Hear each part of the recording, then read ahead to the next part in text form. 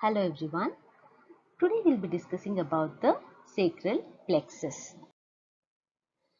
First, let us have a brief introduction about the spinal nerves.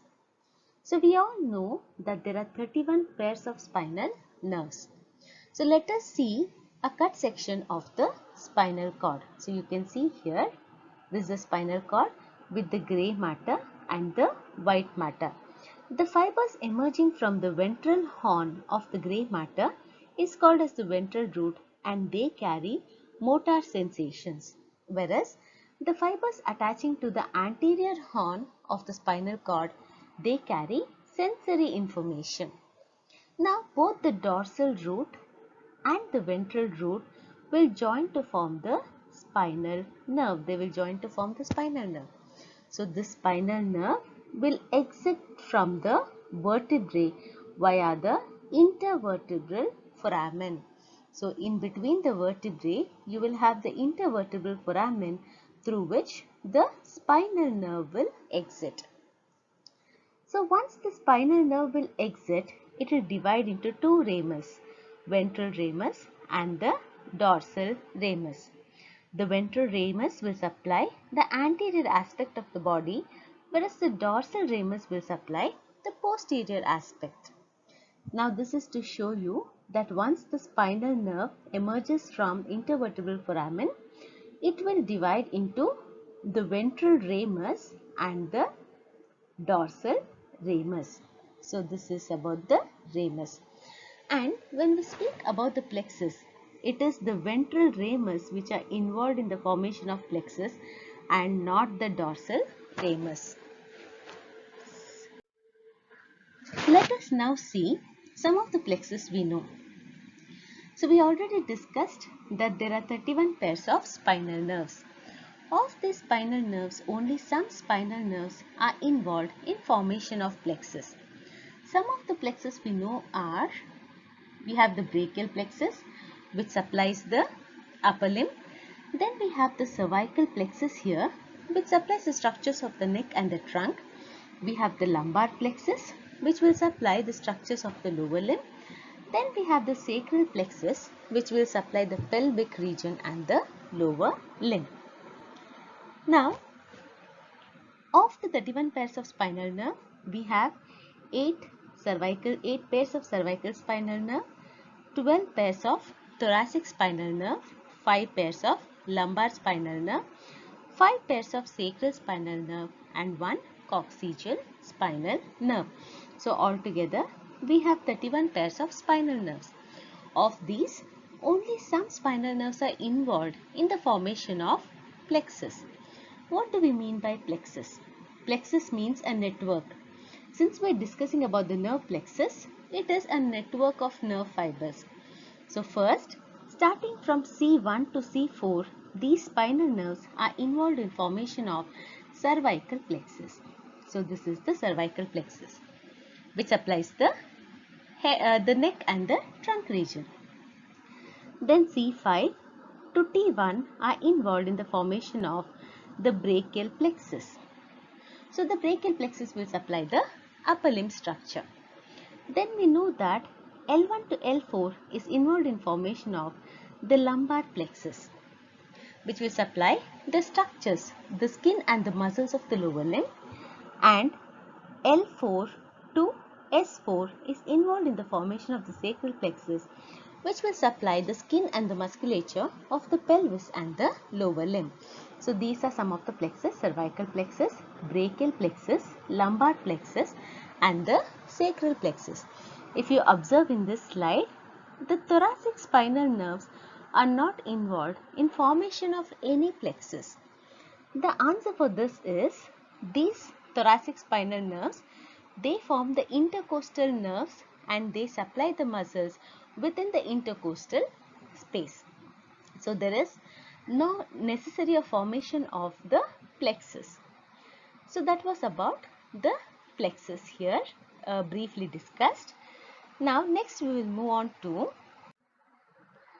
this. In this slide we will see that the sacral plexus which was formed from L4 to S4. So we are talking about the sacral plexus. After the formation, how does these nerves come out? These nerves come out via the anterior sacral foramina. So these are the anterior sacral foramina. The sacral spinal nerves will exit from this anterior sacral foramina. In the slide, we can see here this spinal nerves emerging. So this slide was to show the spinal nerves emerging from anterior sacral foramen. Let us see the location of the sacral plexus. So sacral plexus is formed in the posterior pelvic wall. So this is a posterior pelvic wall and it is formed anterior to a muscle, and this muscle is called as piriformis muscle. So that is the piriformis muscle. So the plexus of nerves anterior to the piriformis muscle, that is the sacral plexus. Now once the sacral plexus is formed, how do they perform their duty? What happens is some nerves will stay within the pelvis and supply the pelvis and the perineal structure, whereas most of the nerves will exit the greater sciatic foramen. So they exit the greater sciatic foramen and they emerge either above the piriformis muscle or below the piriformis muscle and supply the structures in the gluteal region. Some nerves, what they do is they exit the greater sciatic foramen, they loop around the sacrospinous ligament, re-enter the lesser sciatic foramen, go back into the pelvis and supply the pelvis and the perineal structure. So these are the three ways how the sacral plexus behaves to perform their function.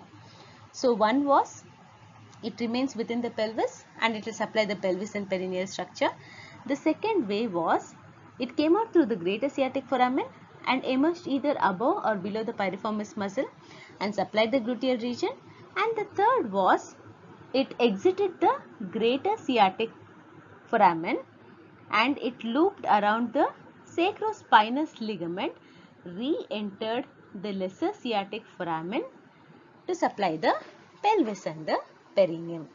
So this is how the sacral plexus will behave. Now what we will see some of the branches of the sacral plexus. We have major 5 peripheral branches. Let us see what they are.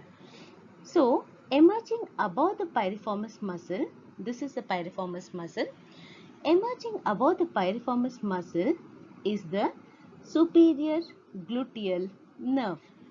So that is one of the branch. Then we have emerging below the piriformis muscle is the inferior gluteal nerve. That's the second peripheral branch. Then we have the sciatic nerve here. This huge nerve is the sciatic nerve. Then we have posterior femoral cutaneous nerve. So we have this posterior femoral cutaneous nerve. Then we have this pudendal nerve. So this is the pudendal nerve. So these are the 5 major branches. We also have few small branches. We will discuss them later. So first we will be discussing about the superior gluteal nerve. So by now we know the nerves involved in formation of sacral plexus. We said that the ventral ramus of L4, L5, S1, S2, S3 and S4 are involved in formation of the sacral plexus, right? So we also discussed that this ventral ramus, now what happens is this ventral ramus will further divide into anterior division and posterior division in order to supply the ventral aspect of the leg and the dorsal aspect of the leg. So this is the anterior division and this is the posterior division of the ventral rami.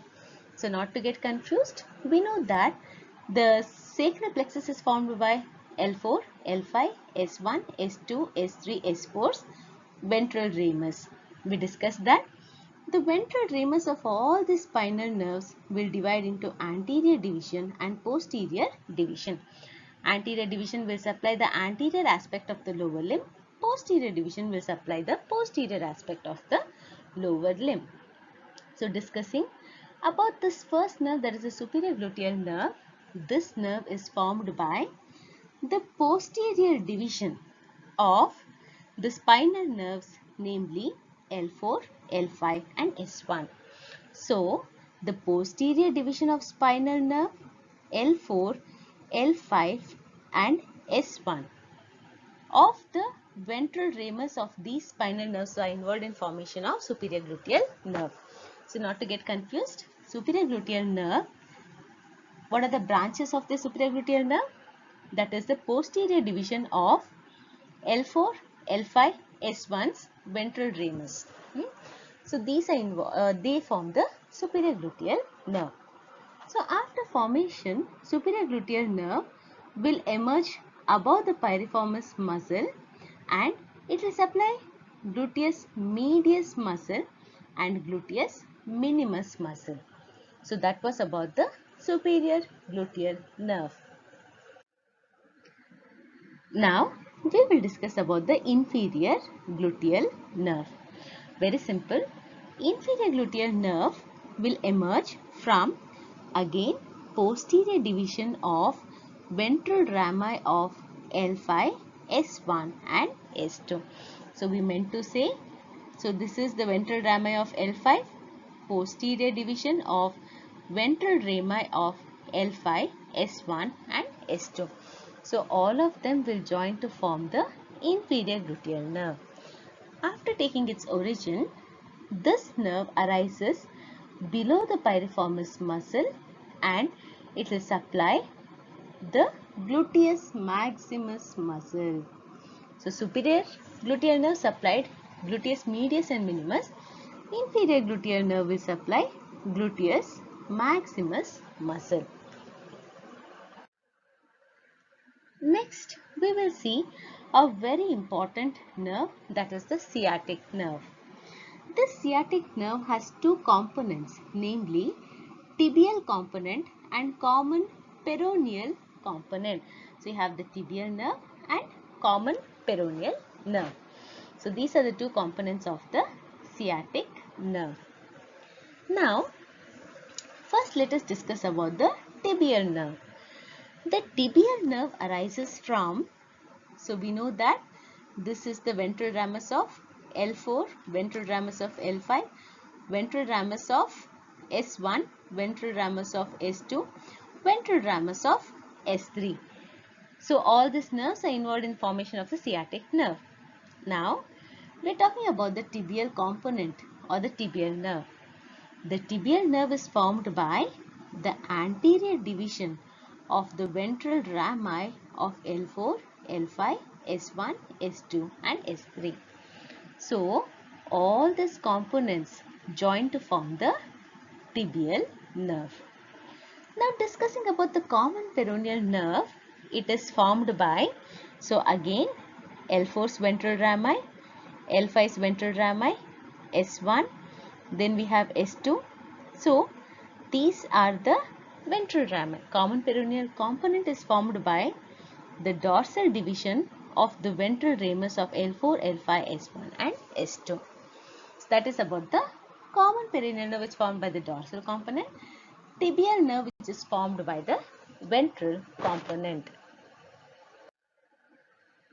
Now let us see the supply of the tibial nerve. So as already discussed, tibial nerve is formed by the anterior division of the ventral rami of L4, L5, S1, S2 and S3. So what does it supply? It supplies mainly the hamstring muscles, which are the muscles of the back of the thigh.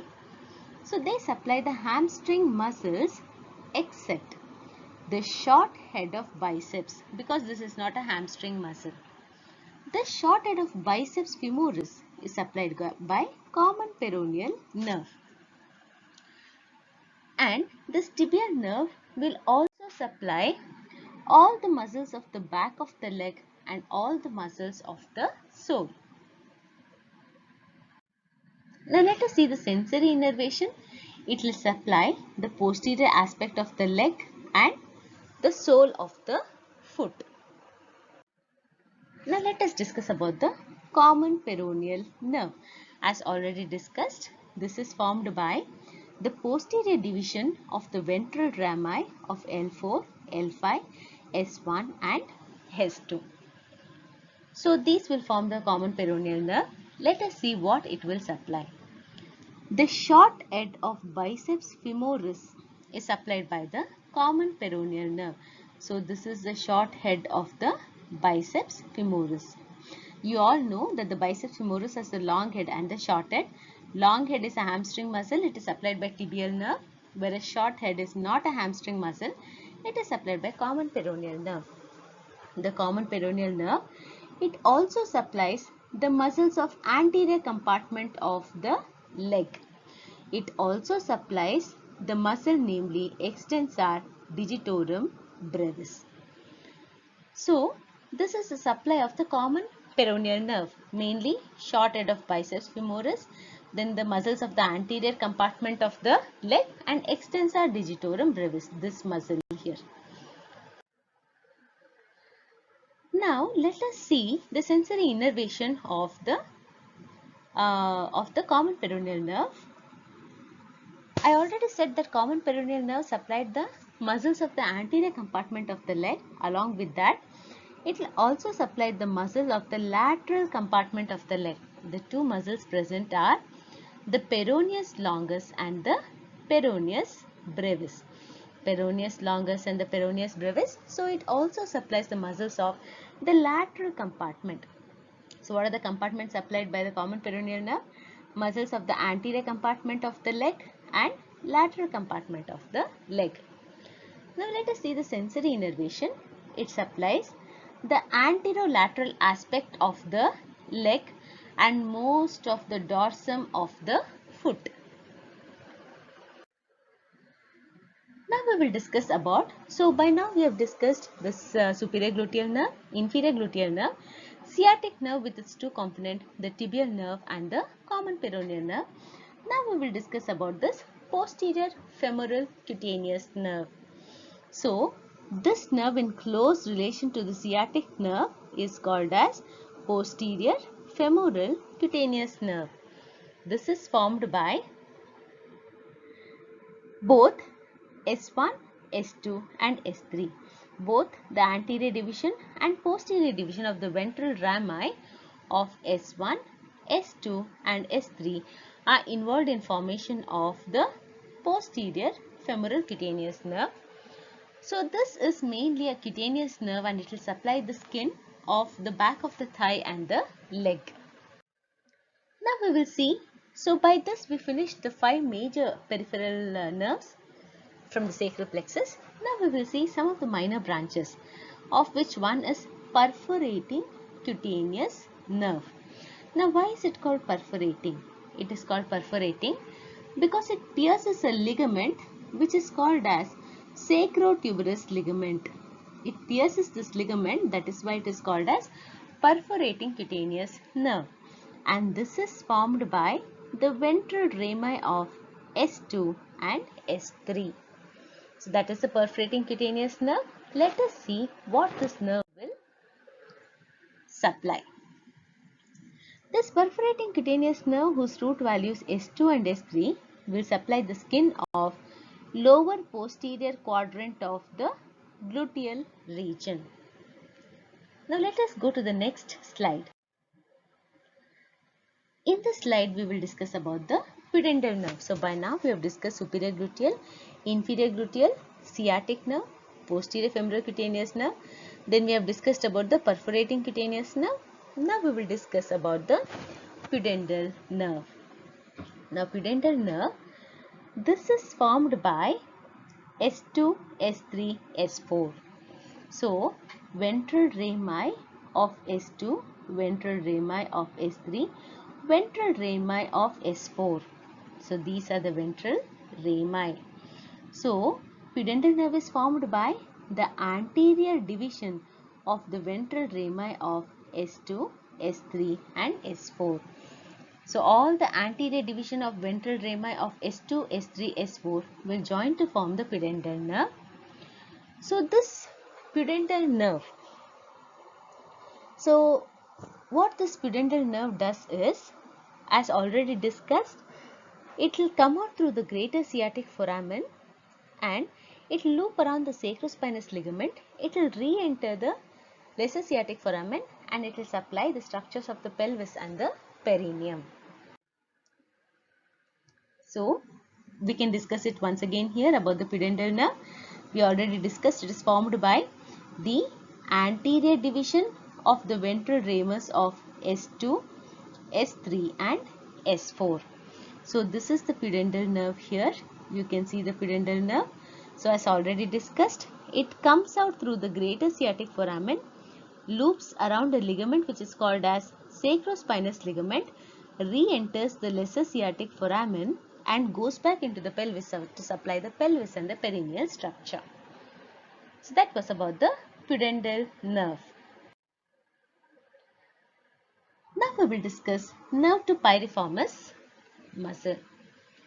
So the nerve to piriformis, this is formed by S1 and S2. So mainly S1 and S2 roots from the sacral plexus form the nerve to piriformis.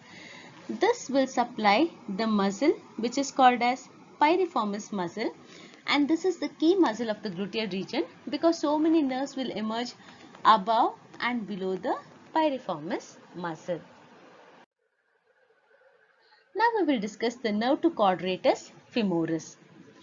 The nerve to quadratus femoris will be formed by the anterior division of the ventral ramus of L4, L5 and S1. The anterior division of the ventral ramus of L4, L5 and S1 they gather together to form the nerve to quadratus femoris. Not to get confused, the posterior division of ventral ramus of L4, L5, S1 formed the superior gluteal nerve. Now we will discuss about the nerve to quadratus femoris. So it is formed by the anterior division of ventral ramus of L4, L5 and S1. So this nerve to quadratus femoris will supply a muscle which is called as quadratus femoris. This is the quadratus femoris and it will also supply inferior gemini. So that is about the nerve to quadratus femoris. Now next we will discuss about the nerve to obturator internus. Obturator internus again is formed by the ventral rami of L5, S1, S2. The anterior division of the ventral rami of L5, S1, S2 will form the nerve to obturator internus, which will supply this muscle, that is the obturator internus, along with the superior gemini muscle. So this was about the nerve to obturator internus. So this was about the sacral plexus. So we learnt here sacral plexus was formed by L4 and L5, S1, S2, S3 and S4. Briefly summarizing.